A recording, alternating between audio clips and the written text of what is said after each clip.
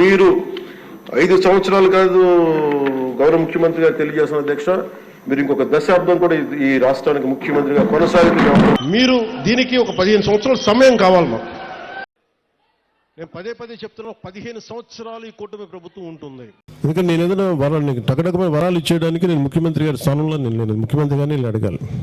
పవన్ కళ్యాణ్ గారు అన్న ఈ మాటలు వాళ్ళ కార్యకర్తలకే ఎంత నిరుత్సాహపరిచే మాటలో గమనించారా? నిరుత్సాహమే కాదు, మోసం కూడా. ఒక పార్టీ పెట్టిన రాజకీయవేత్తకి గమ్యం, లక్ష్యం, పాలన కాదా? మీరు 15 సంవత్సరాలు మీ నాయకత్వాన్ని ఆలస్యం చేయటం ద్వారా మీ నాయకత్వాన్ని మీరే సమాధి చేయట్లేదా?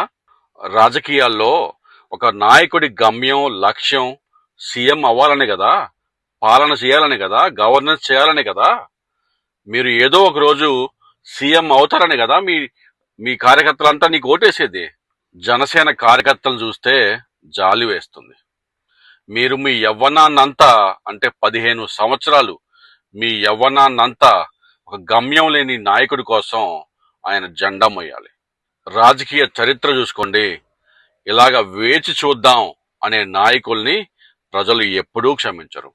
అరవింద్ కేజ్రీవాల్ ఇలాగనే సీఎం అవుదామని వేచి చూసుంటే ఢిల్లీకి సీఎం అయ్యేవాడా? రాహుల్ గాంధీ చూడండి, ఒక ప్రధానమంత్రి అభ్యర్థిగా ముందుకు రావాలా వద్దా అని సంకోచం, ఏళ్ల తరబడి సంకోచం. ఫలితం ప్రధానమంత్రి ఫేస్ లేకపోవటం, దానివల్ల క్యాడర్ బలహీనపడిపోవటం, దానివల్ల వరుసగా ఎన్నికలు ఓడిపోవటం. ఇది నిజం కాదా? జ్యోతి బసు గారు 1996లో ప్రధానమంత్రి అయ్యే అవకాశం ఉండా కూడా వేచి చూశారు. తర్వాత ఆయనే ఇది నా జీవితంలో చేసిన చారిత్రాత్మక తప్పు అని కూడా చెప్పారు. ఒక్క వెనుకడుగు ఆ వామపక్ష జాతీయ రాజకీయాలకి ముగింపు పలికింది.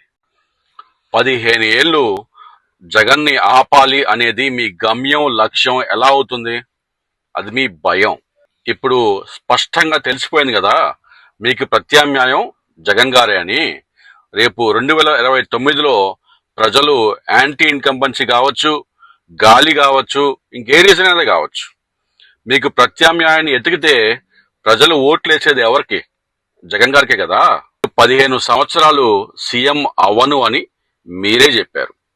మరి జగన్ని ఆపితే మీకు ప్రత్యామ్నాయంగా ప్రజలు ఎవరికి ఓట్లు వేయాలి? దీనికి సమాధానం లేకపోతే మీ 15 సంవత్సరాలు జగన్ని ఆపుదామనే వాదన అక్కడే చనిపోయినట్టు. మీరు చెప్పిన ఈ 15 సంవత్సరాల కాన్సెప్టు జగన్కి ఎంతో లాభం చేసింది. ప్రజలు మీకు బదులుగా వేరే వాళ్ళని ఎన్నుకునే రోజులు, వేరే వాళ్ళ కోసం ఎదురు చూసే రోజులు వస్తాయి కదా. ఆ రోజు మీకు ప్రత్యామ్నాయంగా జగన్ గారు ఒక్కరే అని చెప్పి మీరే ఒప్పుకున్నట్టు. అందుకే ఇది జగన్ గారికి నైతిక విజయం. ప్రతిపక్ష బలాన్ని మీరే ప్రజలకి చూపించారు.